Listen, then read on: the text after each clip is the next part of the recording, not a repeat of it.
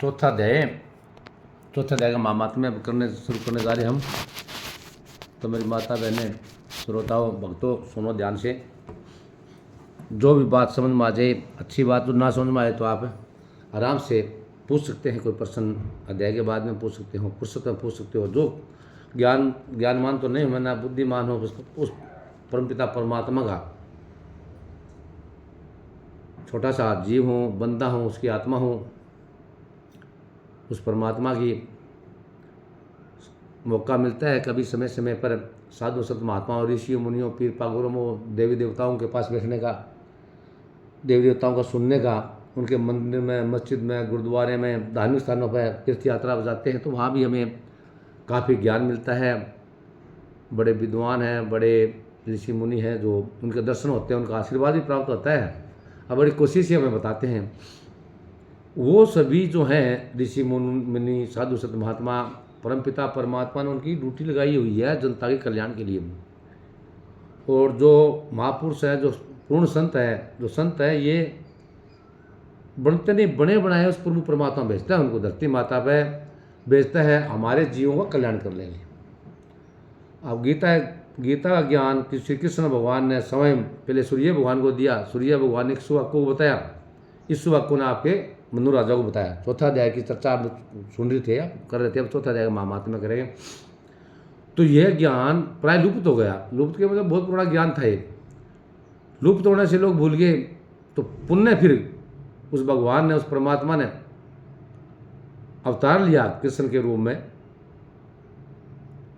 कृष्ण भगवान के रूप में अवतार लेकर फिर अर्जुन के माध्यम से हम सबके जीवों कल्याण के लिए, सभी धर्मों के लिए, सभी धर्म मजहब जाति पाति से उठकर श्रीमद् भगवद गीता जो माता है, इसका कोई भी अध्ययन कर सकता है, कोई भी पढ़ सकता है। इसमें कोई जात पात या धर्म का कोई सवाल नहीं है। धर्म कर्म हमारा खुद का फर्ज बनता है कि हम कैसे धर्म कर रहे हैं, कैसे कर्म कर रहे हैं। तो कृष्ण वहाँ स्पष्ट कहता है कि कर्म तो हर मनुष्य प्राणी करता ही करता है, प्रकृति खुद ही करवा देती है। प्रकृति है जो खुद ही कर्म करवाती है, तो इसलिए हम सत्कर्म ही करें, बुरे कार्यों से बचें।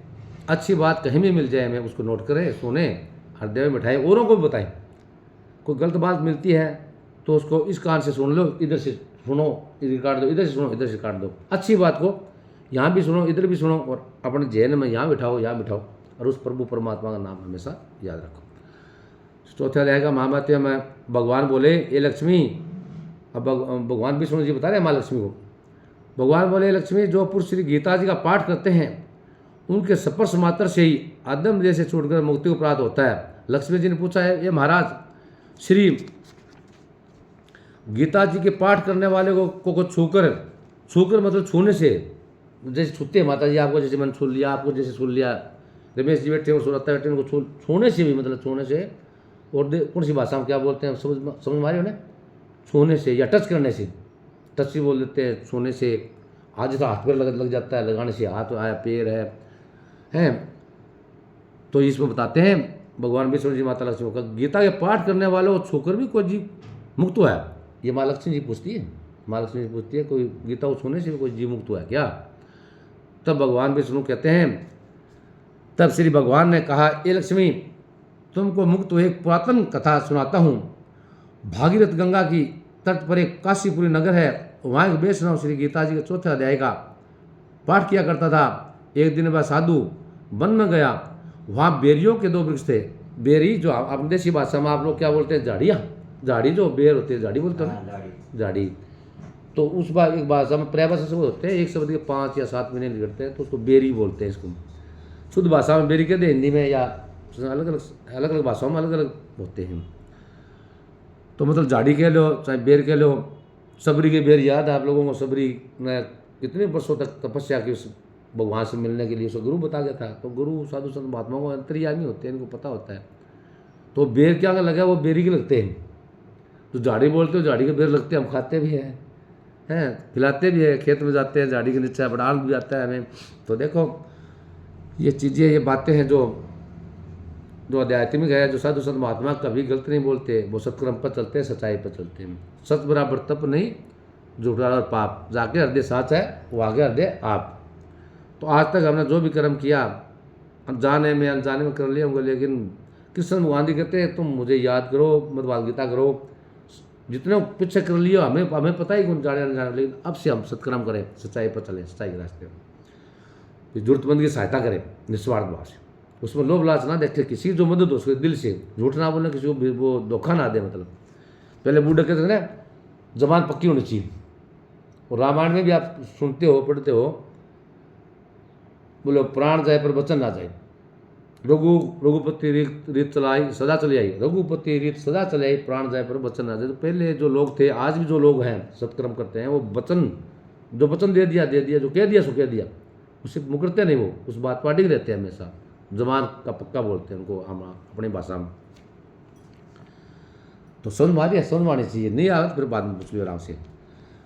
तो आगे क्या है, श्री भगवान ने कहा है लक्ष्मी तुमको मुक्त हुए, पुरानी कथा है, बहुत प्राचीन कथा है, सुनाता हूँ। भागीरथ की गंगा जी के तट पर काशीपुरी नगर है। भागीरथ जी का जो नाम है ना, भागीरथ जी गंगा को ले आए थे, भक्ति करी थी, कपिल मुनि ने के आदेश के मुताबिक मार्गदर्शन किया था कपिल मुनि जी ने, तब भागीरथ जी गंगा ले आए। तब क्यों कितनी पीढ़ी जो नकमा पड़ी थी उसकी, राजा की, भागीरथ जी राजा की। हाँ आप भक्तों बैठो, स्वागत है आपका। तो कितनी पीढ़ियां नरक में पड़ी थी, उनको भी सबक दिखा दिया, नरक से पढ़ना छुटा दिया। तीसरे अध्याय में आपने सुना वो 7 पीढ़ियों का किया, और वो भागीरथ राजा था ना जो, वो अपनी कितनी पीढ़ियों का उद्धार किया। तो उद्धार जब गंगा माता, जब कहते हैं गंगा गीता गायत्री कलयुग में तीनों मुक्ति का दाता है। तो आज सभी बधाई के पात्र है जो ध्यान से अध्याय सुन रहे हैं, अच्छी बात नोट करें, कोई बुरी बात या मुझसे कोई जबान से गलत शब्द निकल जाए तो मुझे बच्चा समझ माफ़ी कर दियो, ठीक है माता जी, ठीक है। श्रोता से ये युवा साथी है, ये युवा श्रोता या भगत है, तो युवा से आगे बड़े बनते हो, बड़ों से आप लोगों को ज्ञान आता है, अच्छी बात है। देखो ये आपके भाग्य में लिखी है, जिसको सुनना सुना कुदरती है, कुदरत की बात है। मैं तुम्हें बुला के लेने लाया, तुम मुझे बुला के लेने लेते, इत्फाक से, इत्फाक बोलते हैं अचानक से। तो भागीरथ जी गंगा के तट पर एक काशीपुर नगर है। महालक्ष्मी जी को बता रहे हैं भगवान विष्णु जी, बोलो वहाँ एक वैष्णव श्री गीता जी का 4था अध्याय का पाठ किया करता था। एक दिन में साधु वन में गया, वहाँ बेरियों के 2 वृक्ष थे, उनकी बड़ी छाया थी। वह साधु वहाँ बैठ गया और बैठते ही उसको निंद्रा आ गई। एक बेरी से उसके पाँव लगे और दूसरी के साथ उसके सिर लगाया। वो जो साधु महात्मा था ना, जो गीता का अध्याय करता था प्रतिदिन, उसका एक पाँव तो लग गयो एक झाड़ी का, दूसरी का जो बेरी है, और सिर लग गयो दूसरी का। 2 बेरियाँ थी ना आपस में, तो उनका एक सिर लग गया और एक में पाँव लग। वह दोनों बेरियों के आपस में, क्योंकि एक बेरी से उसके पाँव लगे, दूसरी के साथ उसका सिर लगाया, वह दोनों बेरियाँ आपस में कांप कर पृथ्वी पर गिर पड़ी, पत्ते उनके सूख गए। परमेश्वर की इच्छा से वह दोनों बेरियाँ, ब्राह्मण के घर में 2 पुत्रियाँ हुई। 2 बेरी थी जो उस साधु महात्मा के छूने से, स्पर्श करने से, छूने का स्पर्श करने कहते हैं हम, स्पर्श करने से या टच करने से। देखो वे झाड़ियाँ का भी कल्याण हो गया। वो एक ब्राह्मण विद्वान के घर में, अच्छे घर में, विद्वान जो ज्ञानमान के घर में 2 लड़कियां कन्या के रूप में जन्म हुआ उनका, क्योंकि उस साधु की कृपा से, उस महात्मा की कृपा से, उस भगत की कृपा से, उस परमात्मा की कृपा से। वह दोनों बेरियाँ आपस में कांप कर पृथ्वी पर गिर पड़ी, पत्ते उनके सूख गए। परमेश्वर की इच्छा से वह दोनों बेरियाँ ब्राह्मण के घर में 2 पुत्रियाँ हुई।